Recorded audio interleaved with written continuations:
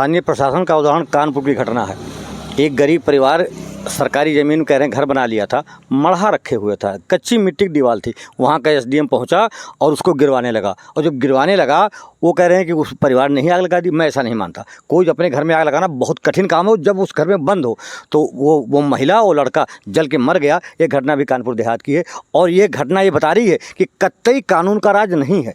कतई मैं आपसे एक नई बात बता दूँ, RSS का जो गुरु है गोलवलकर जी, उन्होंने एक किताब लिखी है बंच ऑफ थाट, वही उनकी गीता है, we and our nation divine और बंच ऑफ थाट। उन्होंने लिखा है बंच ऑफ थाट में कि हमारा आदर्श हिटलर है, इसलिए ये कार्रवाई जो भी हो रही है बीजेपी की सरकार की, वो उसी अधीन हिटलरी कार्रवाई जा रही है।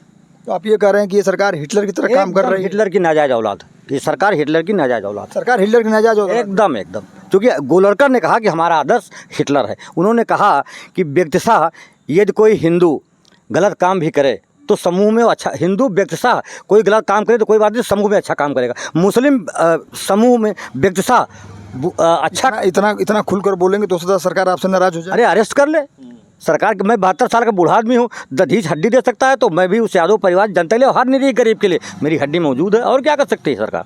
हाँ, मैं भगत सिंह मेरा गुरु है, मैं आदर्श मानता हूँ। और भगत सिंह जब फांसी पर चढ़ा और अंग्रेज़ों ने तौला, वो गोरे अंग्रेज हैं, पूरा प्रशासन काले अंग्रेज है, तो 5 किलो मोटा हो गया। शायद विश्व में दूसरी घटना नहीं। तो अभी आप लोग यहाँ कैसे कब तक रहेंगे और न्याय के लिए किस तरह लड़ाई आप लोग लड़ेंगे? मैं तो अभी रिपोर्ट करूँगा। पहली बात, किसी घटना को जानना, कोई रोगी है तो रोगी को जैसे है उसे समझना, फिर उससे लक्षण से रोग की पहचान करना, फिर दवा बनाना, फिर खुराक बताना। तो मैं अभी रोगी का क्या है उसके कंप्लीट जानकारी के लक्षण के लिए आया हूँ, फिर मैं इसके लिए दवा बनाऊँगा। जो आपको जानकारी मिली है उसके मुताबिक आपको अभी तक क्या लग रहा है कि ये घटना में गलती क्या आपको दिख रही है? कैसे क्या? एक बात है कि जिस यादव परिवार को बुला के पहले मारा गया, ये एक्शन है, और रिएक्शन में 1 से 1000 जा सकता है, लेकिन दोषी एक्शन करने वाला, रिएक्शन उसकी स्वतः प्रणति। आम पकेगा तो गिर जाना कोई अपराध नहीं, वो स्वतः प्रणति, तो एक्शन दोषी, रिएक्शन स्वाभाविक प्रक्रिया। या हम गेंद फेंकेंगे धरती पे तो उछाल लेना स्वाभाविक प्रक्रिया, वैज्ञानिक नियम है। प्रदेश ही नहीं, देश में देखा जाए तो इस तरह के ज़मीनी मामले बहुत से लंबित हैं, और जो न्यायिक प्रक्रिया है उसमें भी न्याय मिलने में बड़ा लोगों को देरी की जाती है। ये सिस्टम भी पूरा स्लो चल रहा है। हालांकि फास्ट ट्रैक कोर्ट बनाकर कुछ मामलों में जो है निपटारा कर दिया जाता है, लेकिन जो ग्रामीण अंचलों में या तहसील स्तर पे जो मामले इस तरह के ज़मीनी विवाद के हैं, बरसों बरसों से लंबित रहते हैं, और तहसील प्रशासन का रवैया बिल्कुल गैर जिम्मेदाराना कहीं कहीं हो जाता है, जिससे इस तरह की बड़ी घटनाएं सामने आ जाती हैं। इस पर नियंत्रण क्या सरकार लगाने में फेल रही है, या आपको लगता है कि इस पर अब तक किसी सरकार ने नियंत्रण नहीं कर पाया, कोई भी सरकार हो? मेरा ये कहना है कि देश का शासन प्रशासन और उत्तर प्रदेश का ये जो ढांचा है, नेक्सस है, सामंत पुलिस गुंडा गठजोड़, ये पावर है, उसी पावर की परिणति बस।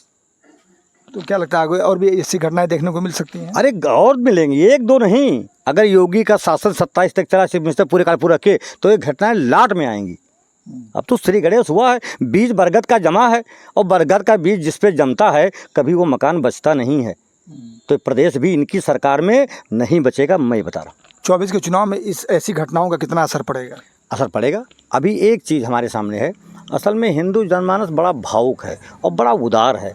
लिबरल हिंदू हालत ये है कि अगर कोई बदमाश हो और सड़क पे जा रहा हूँ 2 थप्पड़ मार दे तो पूरा गांव मेरे विरोध हो जाए, लेकिन अगर वो चेन पकड़ ले तो कुछ नहीं बोलेगा। ये कहता है दोषी को भी दोष का दंड दो। ये उदारता है हिंदू धर्म की, और बहुत सरस हिंदू धर्म है, इसलिए हिंदू धर्म की बड़ी परिकल्पना है।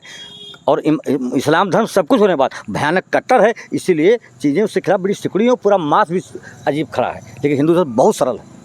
और आज सरस हिंदू यहाँ 60% है, और कट्टर करते करते बीजेपी RSS अडवाणी समेत आज वो 40% 41%।